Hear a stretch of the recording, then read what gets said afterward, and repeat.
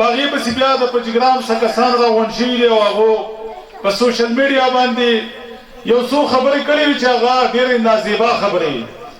که فرض که مونږ هغه شان خبرې کوو زمونږ سره خوند نه کوي، خو هغو دا وی چې دا خو سلیم الرحمن صاحب کیسونه نه دي کړي، دا مونږ کړي. زه دا تپوس کوم د هغې کسان نه چې یا خو تاسو ډېر زیات بېوقوفه یئ او یا تاسو په سیاست نه پوهېږئ او یا چې څنګه ستاسو مشران دروغجن او غله هغه شانتې کې تاسو یئ. نن زمونږ دلته کې یو هفته مخکې چې مونږ ته پته لګي چې یاره د روانې هفتې له زمونږ پیپ راځي، نو مونږ یو هفته مخکې اعلان وکړو چې یاره مونږ به دغه ځای کې افتتاح کوو. دا څنګه 15 کاله د اډوایزر د وزیر اعظم د بجلۍ او د سوی ګیس پاتې شوی، 15 کاله پاتې شوی چې هغه پیپ نه شو خورولی، سلیم الرحمن ته یې پرېښودو. دا دې نه بله بېوقفي وه، خو دروغې د قوم سره ټولې د دروغو وعدې کړې وې.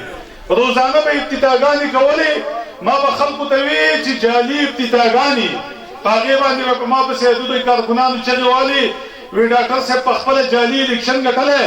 نو ما ورته څنګه جعلي ګټلی؟ ما خو ستاسو د امیر مقام نه ګټلی او تاسو په الله یقین وکړئ په 9000 لیډ مو د شکست ورکړی په هغه ټایم باندې. نو دا څنګه جعلي وما؟ جعلي افتتاحګانې به یې کولې، روزانه به افتتاح کوله، نه چا ګیس لیدلو، نه چا کنیکشن لیدلو، نه چا پیپ لیدلو، نه چا کودایي لیدلې وه، نه چا ډیمانډ نوټس لیدلو. تاسو لیدلو؟ خو دروغ وی. د هغې دروغ انجام دا و چې الله پاک ولې داسې په ذلت شکست ورکړو.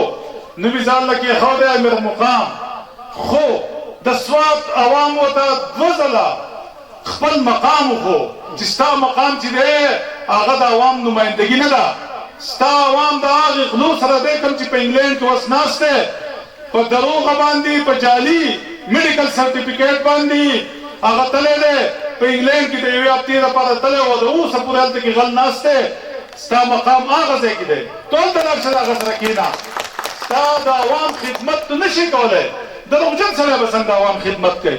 دونه دروغ ویل او ما به چغې وهلې چې دا سړی جعلي افتتاحګانې کوي او تاسو ټول ته پته وه د ورځې به د هغه 100 افتتاحګانې وي. خو ما خو د هغه چا د ډیمانډ نوټس یا که فرض که ده ورکړی دی، ده دا کارونه کړی، نو مونږ ته ولې پاتې کېده؟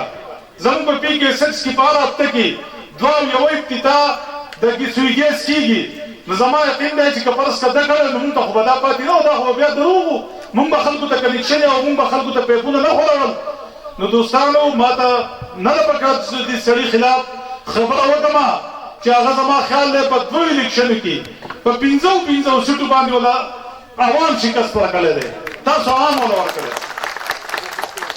نو پرون چاته ما یو سوشل میډیا باندې کتو وی چې یاره هغه عمران خان چې هغه چا راویستی دی او یا د سوات هغه نمایندګان چې په مونږ باندې چا مسلط کړي دي، نو په تا باندې خو دې عوامو مسلط کړي دي، دې عوامو ووټ ورکړی دی او ستا په هغه ټایم کې پته وه خلکو ته چې تو دلته الیکشن نه شي ګټلی.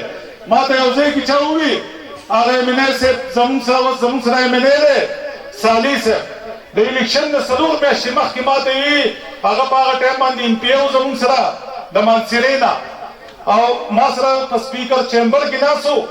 ما ته یې وي هغه د مسلم لیګ ایم پی او ما ته یې وي چې را روان چیف منسټر چې دی هغه خو امیر مقام دی. ما ورته وي په دې باندې کم از کم تا ایم پی اګان په دې خبره ګواه دي. ما ورته وي د هغه سره حلقه نشته د کوم ځای نه به چیف منسټر کوي چې د یو سړي حلقه نه وي.